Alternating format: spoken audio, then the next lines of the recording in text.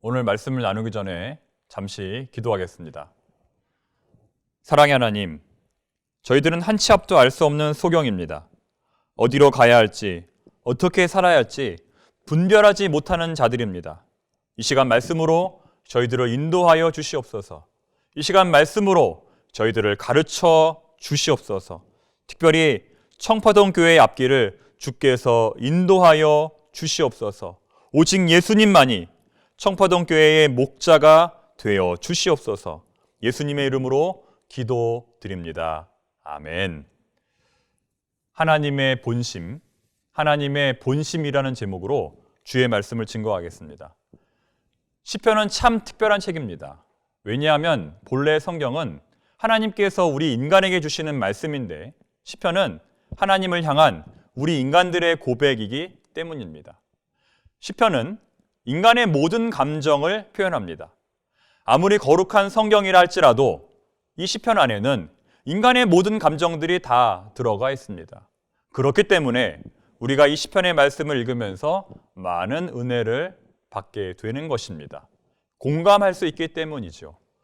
종교개혁자 칼뱅은 이러한 시편을 가리켜서 인간 영혼의 해부도라고 말했습니다. 시편은 크게 두 종류로 나눌 수 있습니다. 찬양시와 탄원시입니다. 찬양시는 말 그대로 하나님을 찬양하는 시이고 탄원시는 하나님에 대해서 원망하는 시입니다. 다시 말하면 찬양시가 하나님의 응답에 대한 감사의 고백이라면 탄원시는 하나님의 침묵에 대한 원망이라는 것입니다. 자, 이 성경 안에는 어느 시가 더 많이 들어있을까요? 찬양시가 더 많을까요? 아니면 탄원시가 더 많을까요? 자, 여러분들은 어떠십니까? 여러분들은 평소에 찬양을 많이 하십니까? 아니면 탄원을 더 많이 하십니까? 아무래도 우리 부족한 사람들은 찬양보다는 탄원을 더 많이 할 것입니다. 자, 마찬가지입니다. 이 성경 안에도 찬양시보다 탄원시가 훨씬 더 많습니다. 하지만 그럼에도 불구하고 너무나 중요한 사실은 이 시편 안에 있는 모든 탄원시들은 하나도 예외가 없이 하나님에 대한 감사와 신뢰로 마무리가 되고 있다는 것입니다. 자, 오늘의 본문도 마찬가지입니다. 오늘의 본문 시편 30편은 죽음의 질병으로부터 구원을 받은 자가 하나님께 감사드리는 내용입니다. 그는 어떤 상황에서 하나님의 은혜를 누리게 되었을까요? 함께 본문의 말씀을 살펴보겠습니다.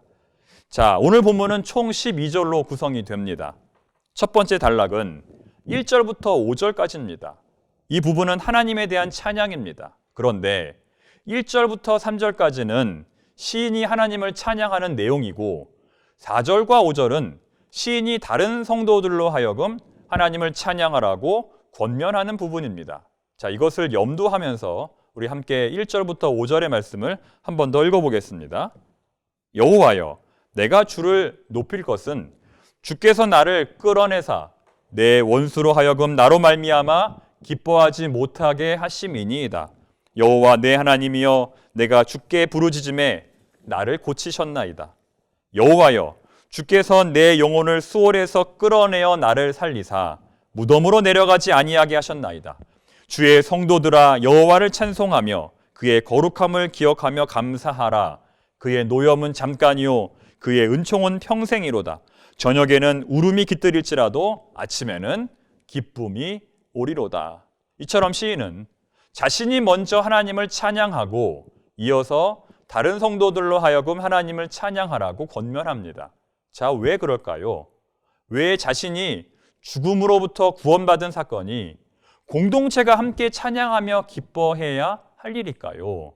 그것은 신앙 공동체는 운명 공동체이기 때문입니다. 교회라고 하는 공동체는 하나님 앞에서 함께 가는 그런 운명의 공동체라는 것입니다. 자, 우리 한번 따라서 고백해 볼까요? 신앙 공동체는 운명 공동체입니다. 자, 여러분, 왜 우리가 항암 치료 받는 성도들을 위해서 기도합니까? 여러분, 왜 우리가 불치병에 걸린 성도들을 위해서 기도합니까? 그것은 그들의 구원이 곧 우리의 구원이고 그들의 회복이 곧 우리의 회복이기 때문입니다. 한 개인의 구원 사건은 공동체 전체의 구원을 미리 보여주는 사건이라는 것입니다. 즉 우리는 하나님 안에서 죽어도 같이 죽고 살아도 같이 사는 존재들이라는 것이죠. 여러분, 이것이 바로 복음입니다.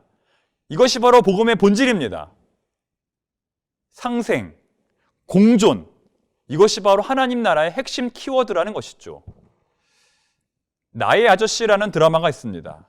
이 드라마 나의 아저씨는 이것을 아주 잘 표현하고 있습니다.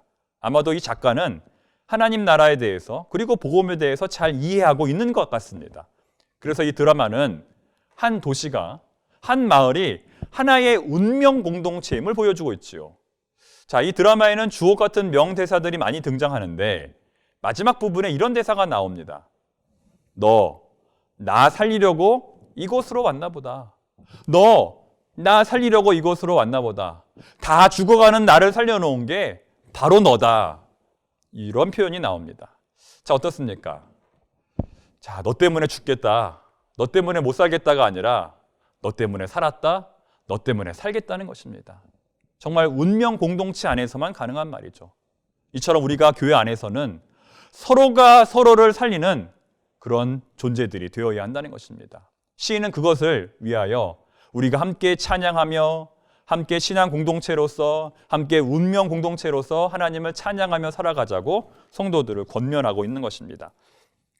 자, 그렇다면 시인은 대체 어떤 고난으로부터 하나님의 구원을 받은 것일까요? 본문 1절을 다시 한번 보시기 바랍니다. 시인은 이렇게 말합니다. 하나님이 나를 끌어올리셨다. 하나님이 나를 고난으로부터, 원수로부터, 질병으로부터 끌어올리셨다고 말합니다.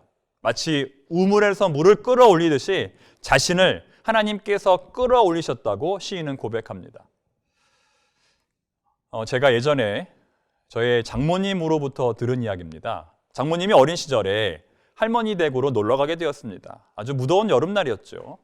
그 할머니 댁 앞에는 마을에 큰 우물이 하나 있었는데 아주 깊이가 깊은 그런 우물이었습니다. 바닥이 보이지 않는 그런 우물이었습니다. 여러분들도 그런 우물 보신 적 있으시죠? 자, 그리고 할머니 댁에는 장모님과 같은 또래의 영수라고 하는 사촌이 있었는데 장모님은 영수와 함께 그 우물에서 뛰어놀았습니다. 자, 그런데 이 영수가 실수로 두레박을 가지고 우물에서 물을 깃다가 그 두레박을 놓쳐버리고 말았습니다. 함께 두레박을 붙잡고 있었던 장모님, 어떻게 되었을까요? 그 두레박과 함께 우물 속에 빠져버렸습니다. 자, 키가 작은 어린 아이가 발이 닿지 않는 그 우물에 빠졌으니 얼마나 무섭고 두려웠겠습니까? 그래서 장모님은 속으로 내가 이렇게 해서 죽게 되는구나. 이렇게 내가 죽게 되는구나. 이런 생각을 하고 있는데 그때 갑자기 누군가가 나타나서 장모님의 머리채를 붙잡고 장모님을 우물 밖으로 끌어올렸습니다. 자, 대체 어떻게 된 일일까요? 대체 무슨 일이 일어난 것일까요? 마침 옆집에 군대에서 휴가 나온 사촌 오빠가 있었는데 낮잠을 자고 있던 사촌 오빠는 살려달라고 외치는 그 영수의 외침을 듣고 급히 달려나와 장모님을 구해 주었던 것입니다. 장모님은 그 기억이 지금까지도 너무나 생생하다고 말씀하십니다. 자, 마찬가지입니다. 오늘 본문의 시인도 마찬가지입니다. 오늘 본문의 시인도 하나님께서 그 절망의 우물 속에서 자신을 끌어올리신 사건이 영원토록 잊을 수 없는 그런 생생한 사건이라고 말하고 있는 것입니다. 그리고 이 시인은 이 극적인 경험을 통하여 오늘 본문의 제목인 하나님의 본심, 하나님의 본심을 깨달았다고 말합니다. 이 시인이 깨달은 하나님의 본심, 과연 무엇일까요? 바로 본문 5절 말씀입니다. 그의 노염은 잠깐이요 그의 은총은 평생이로다. 저녁에는 울음이 깃들일지라도 아침에는 기쁨이 오리로다. 여러분, 이것이 바로 하나님의 마음, 하나님의 본심입니다.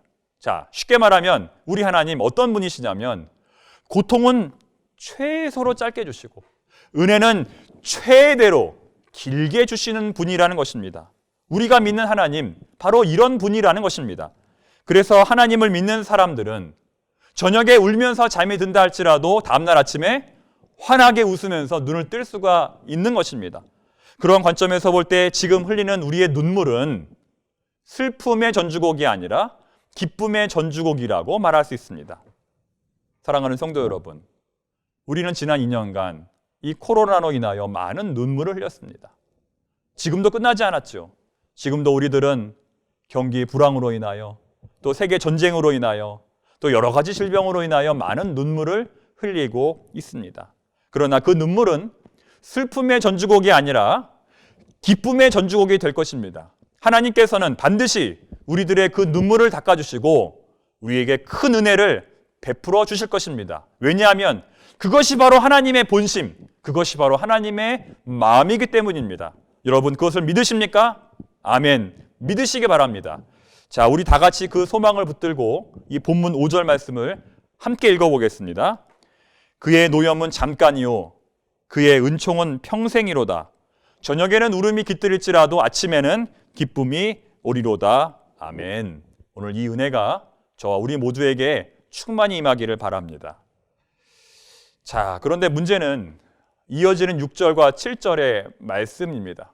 시인은 이어지는 6절과 7절에서 자신의 과거를 돌아보고 있는데요. 그 과거는 자랑스러운 과거가 아니라 부끄러운 과거, 숨기고 싶은 과거입니다. 자, 먼저 6절 말씀 한번 읽어보겠습니다. 내가 형통할 때 말하기를 영원히 흔들리지 아니하리라 하였도다. 지금 시인은 과거에 자신이 형통했던 시절을 돌아보고 있습니다. 그러나 안타깝게도 그때의 시인은 하나님 앞에서 교만했습니다. 하나님 앞에서 자만했습니다. 시인은 형통할 때 뭐라고 말했냐면 영원히 흔들리지 아니하리라 라고 말했습니다. 여러분 이 말은 믿음의 고백이 아니라 당시 하나님을 믿지 않는 사람들, 하나님을 무시하는 사람들이 사용하던 말이었습니다. 이와 비슷한 표현이 시편 6절에도 나오는데요. 그의 마음에 이르기를 나는 흔들리지 아니하며 대대로 환난을 당하지 아니하리라 하나이다. 이 말은 당시에 하나님을 믿지 않는 악인들이 주로 사용하던 말이었습니다. 나는 하나님 없이도 잘 살 수 있다. 나는 하나님 없이도 행복할 수 있다는 그런 의미입니다. 그런데 이런 말을 시인이 사용했다는 것이죠. 시인의 교만은 결국 하나님의 떠나심, 하나님의 외면하심이라는 결과를 가져왔습니다. 하나님께서 떠나시자, 하나님께서 외면하시자 시인의 모든 것은 다 무너져 내렸습니다. 그것이 바로 7절의 고백입니다. 7절 읽어볼까요? 여호와여 주의 은혜로 나를 산같이 굳게 세우셨더니 주의 얼굴을 가리심에 내가 근심하였나이다. 마치 예수님이 십자가 위에서 나의 하나님 나의 하나님 어찌하여 나를 버리시나이까 라고 외치며 하나님과의 이 단절의 고통을 느끼신 것처럼 이 시인도 하나님과의 단절의 고통을 느꼈던 것입니다. 사랑하는 청포동교회 성도 여러분, 지금 우리가 누리고 있는 이 행복 대체 누가 주신 것일까요? 우리 하나님께서 주신 것입니다. 행복은 전적으로 우리 하나님으로부터 오는 것입니다. 그렇기 때문에 시편 1편은 우리에게 이렇게 말씀합니다. 복 있는 사람은 오직 여호와의 율법을 즐거워하며 그의 율법을 주야로 묵상하는 자로다. 주신 이도 여호와시오 거두신 이도 여호와시오니 여호와의 이름이 찬송을 받으실지니이다. 이 욥의 고백입니다. 즉 행복의 근원은 나에게 달려있는 것이 아니라 전적으로 우리 하나님에게 달려있다는 것입니다. 잘 되면 내 탓, 잘못되면 하나님 탓이 아니라 내 인생의 모든 것이 하나도 빠짐없이 하나님의 손바닥 안에 있다는 것이죠. 이러한 은혜를 깨달은 시인은 다시 하나님 앞으로 나아갑니다. 다시 하나님께로 돌아갑니다. 본문 8절부터 10절은 하나님께 기도하는 시인의 모습입니다. 시인은 어떤 자세로 하나님께 기도했을까요? 그는 가장 낮은 자세로 하나님께 엎드려 기도합니다. 주여 나를 살려주소서, 주여 나를 구원하소서. 시인은 이 기도를 통하여 다시 하나님을 만나게 됩니다. 그리고 자신의 인생의 목적, 삶의 존재 이유를 발견하게 됩니다. 자, 시인이 발견한 삶의 목적이 9절 말씀에 나오는데요. 이 말씀을 아주 쉽게 풀어보면 이렇게 됩니다. 하나님, 제가 죽으면 누가 하나님을 예배하겠습니까? 그러니 저를 살려주시고 저희 예배를 받으시옵소서. 즉, 내가 죽으면 누가 손해라는 겁니까? 내가 죽으면 하나님이 손해라는 것입니다. 즉, 하나님에게 손해가 되지 않도록 나를 살려달라는 것입니다. 여러분이 얼마나 당당한 고백입니까? 자, 우리도 마찬가지입니다. 우리도 죽음의 문턱에서, 절망의 문턱에서 신음할 때 이처럼 하나님 앞에 하나님, 내가 죽는 것이 하나님에게 손해가 됩니다. 나를 살려주십시오 라고 당당히 요구할 수 있어야 하는 것입니다. 자, 우리 본문 9절과 10절 말씀도 함께 읽어보겠습니다. 내가 무덤에 내려갈 때에 나의 피가 무슨 유익이 있으리요? 진토가 어떻게 주를 찬송하며 주의 진리를 선포하리까? 여호와여 들으시고 내게 은혜를 베푸소서. 여호와여 나를 돕는 자가 되소서 하였나이다. 이처럼 그는 죽음이라고 하는 값비싼 수업료를 치르고 나서야 하나님을 만나게 되고 자신의 인생의 목적을 발견하게 됩니다. 자, 이제 마지막입니다. 본문 11절에서 하나님은 시인의 모든 것을 바꾸십니다. 마치 룻기 4장에서 룻의 모든 것을 바꾸신 것처럼, 마치 욥기 42장에서 욥의 모든 것을 바꾸신 것처럼 하나님은 시인의 모든 것을 바꾸십니다. 11절 말씀을 원문대로 번역해 보면 이렇게 되죠. 당신은 뒤바꾸셨습니다. 나의 슬픔을 춤으로, 나의 베옷을 기쁨으로. 이러한 반전의 역사가 바로 하나님의 역사입니다.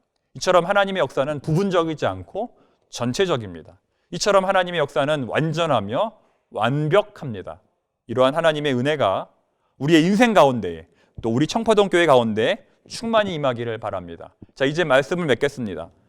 죽음의 지경에서 삶의 의미를 발견하고 행복의 근원이 되시는 하나님을 만난 시인은 다시 하나님 앞에 새로운 찬양을 올려드립니다. 이 시인은 하나님 안에서 다시 새롭게 태어난 것입니다. 자, 그렇기 때문에 마지막 12절 찬양은 1절의 찬양보다 훨씬 더 힘이 있고 담대합니다. 자, 우리 마지막 이 12절 말씀을 이 시인처럼 담대하고 힘있게 우리도 선포해 보겠습니다. 이는 잠잠하지 아니하고 내 영광으로 주를 찬송하게 하심이니 여호와 나의 하나님이여 내가 주께 영원히 감사하리이다. 아멘. 시인은 이처럼 구원의 새 노래로 더욱 하나님을 찬양합니다. 시인은 심지어 영원히 하나님을 찬양하겠다는 소원을 하나님께 올려드립니다. 사랑하는 청포동교회 성도 여러분, 2023년 새해 첫날을 맞이하는 우리는 하나님 앞에 어떤 소원을 해야 할까요? 2023년 새해를 맞이하는 우리는 하나님 앞에 어떤 다짐을 올려드려야 할까요? 주님, 나와 함께 하소서. 주님이 없는 인생은 헛된 인생입니다. 사망의 음침한 골짜기로 지나갈지라도 주님 나와 함께 하소서. 이 고백이 2023년 새해를 맞이하는 우리 모두의 고백이 되어야 할 것입니다. 자, 우리 한번 따라서 해볼까요? 주님, 나와 함께 하소서. 아멘, 아멘입니다. 이 믿음 붙잡고 올 한 해도 믿음으로 끝까지 승리하는 우리 모두가 되기를 바랍니다. 함께 기도하겠습니다. 하나님 아버지, 삶의 여러 가지 문제로 절망의 우물에 빠져 헤매이는 저희들을 하나님 불쌍히 여겨 주시옵소서. 그런 저희들을 구원하여 주시옵소서. 우리의 모든 인생 주님의 손바닥 안에 있습니다. 사망의 음침한 골짜기로 지나간다 할지라도 주님과 동행하는 복된 인생 되게 하여 주시옵소서. 예수님의 이름으로 기도드립니다. 아멘.